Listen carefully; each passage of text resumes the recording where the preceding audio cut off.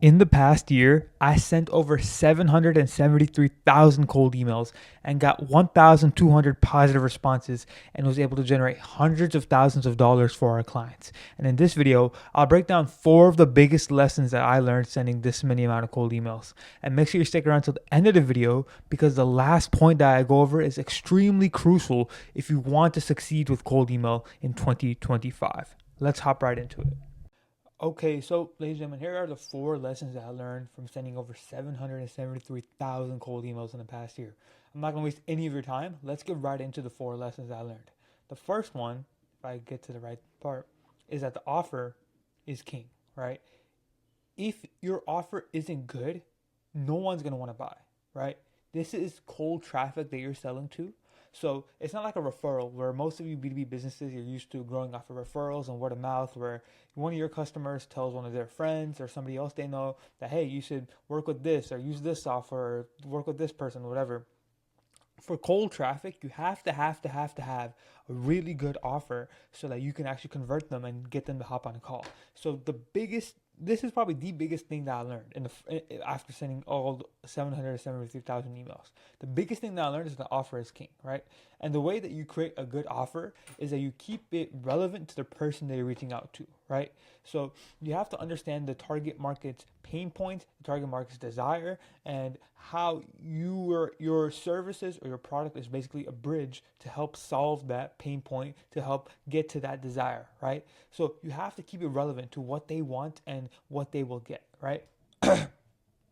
You can also spice things up with things like a guarantee and a risk reversal. This works out very, very well because if you can guarantee somebody, hey, you will get X amount of clients or X amount of customers or you will save X amount of money, they will be inclined to hop on a call with you because they'll be like, wow, okay, this guy he's coming to my inbox cold, but he's offering to pitch me something very valuable, right? And then finally, you speak on what they will get, not the features of your services or product. Nobody cares about your, AI advanced data analytics software that does this, and this. All that they care about is what can that software or what can that product or service do for them, right? And I really want to get this through your head because this is the most important thing that I learned. You have to have a very, very good offer, and that offer has to basically do something for them so that they can hop on a call with you.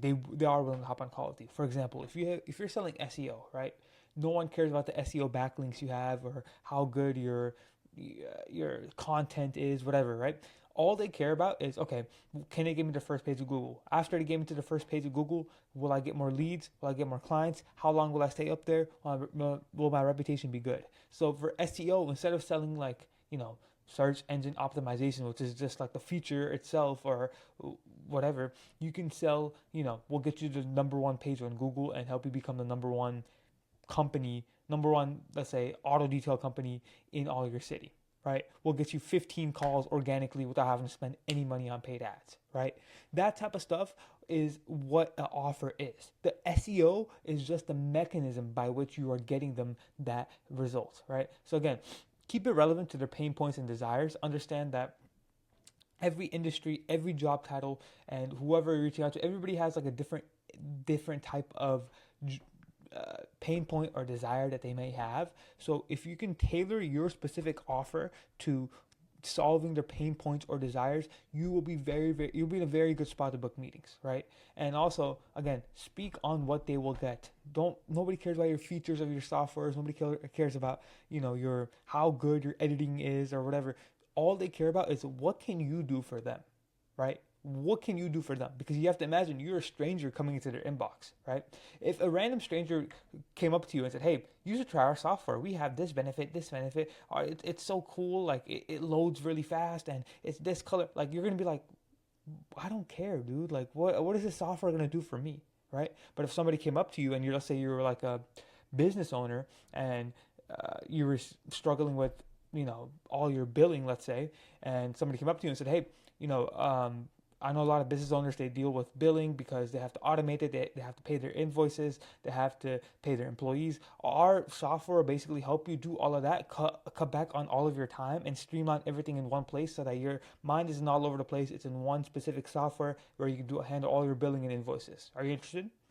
Right? If somebody said that, where it's like you're not selling anything about what the software actually does, you're just selling them what they will get from using your software, they'll be very, very interested and intrigued to hop on a call with you. So that's the first thing, right? The second thing is copywriting, right? So when you're writing cold emails, it's very important that you follow a few simple rules, and as long as you follow these few simple rules, you'll be fine. Now, these are just guidelines, right? This for copywriting, what I like to say is that across the board, generally you want to follow these rules, but if your offer is so good, like if it's so relevant, if it's so has an extreme amount of social proof, which I'll get into more later on, then it might not matter as much. But all in all, generally you want to follow these rules, right? You want to keep it short and simple, 75 words or less, and under a 7th grade reading level.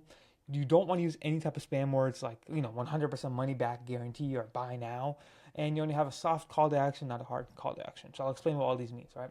So the reason why you want to keep it 75 words or less is, imagine again, the way you write cold emails is the way I like to write cold emails is I like to imagine myself in the shoes of a prospect. If I got an email from a stranger and it's like 150 words, it's 200 words, it's a paragraph, it's a wall text of like all of this like stuff about the company and what they do and how long they've been in business.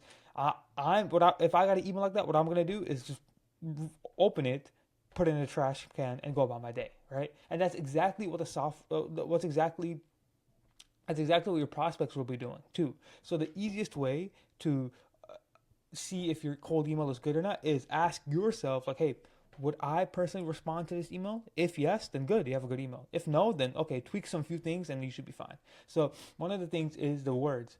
You have to make sure that your cold emails are generally 75 words or less, because that's a decent enough length where they can skim it in about 10-15 seconds, understand the gist of it, and then decide if you're interested or not. Again, everybody has this very short attention span. Everyone's on TikTok, everyone's on Instagram, scrolling.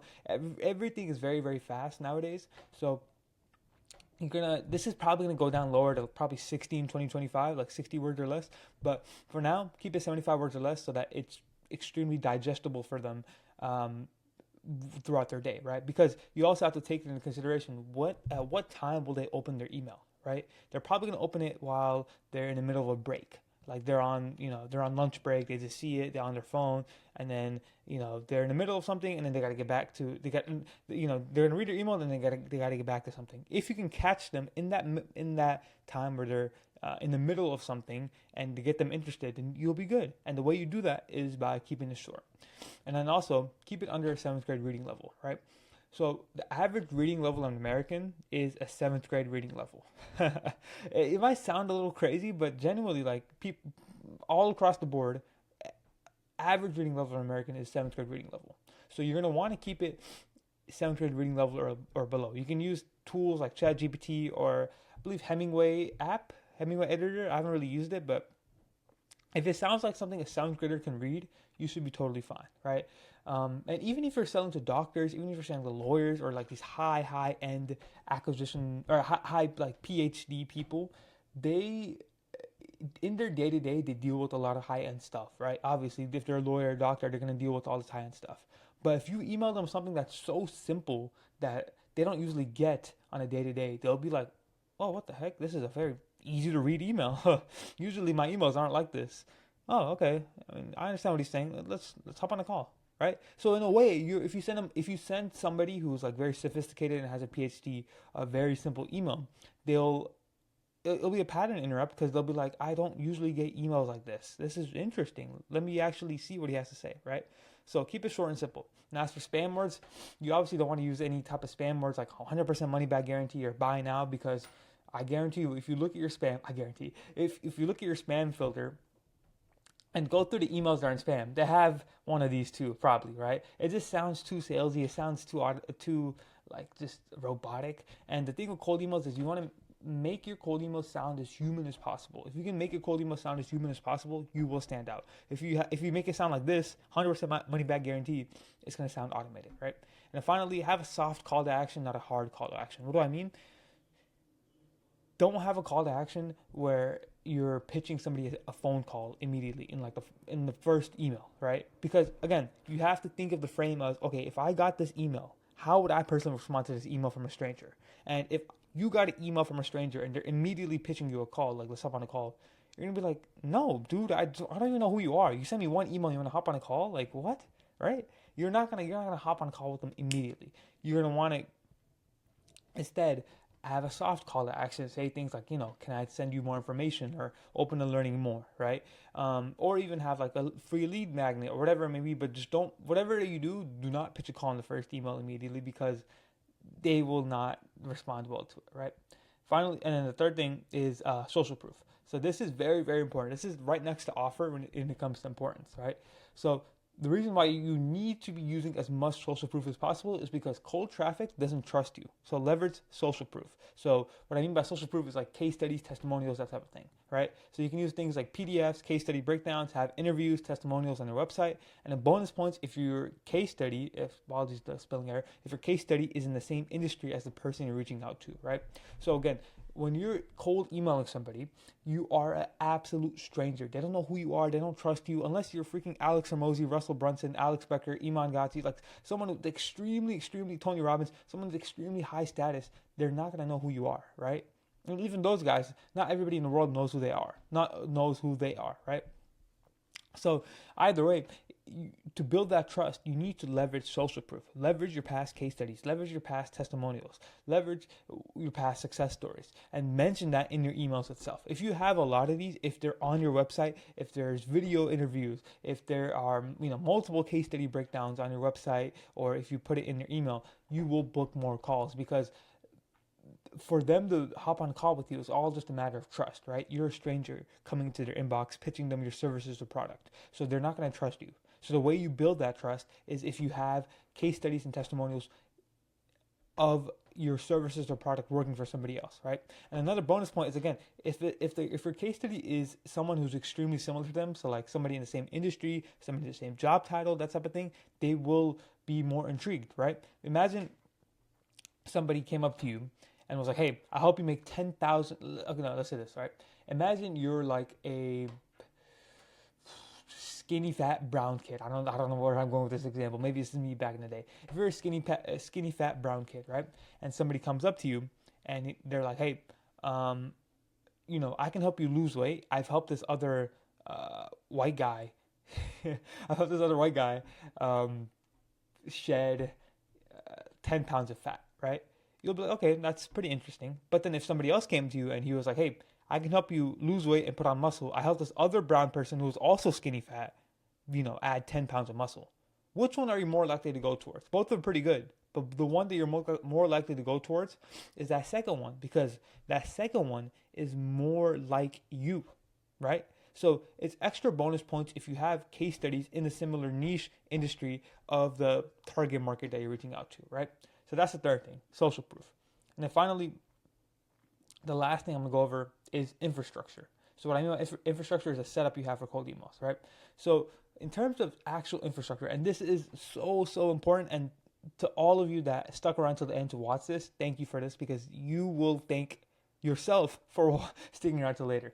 So for infrastructure, you have to be very careful with this because it's ever changing, right?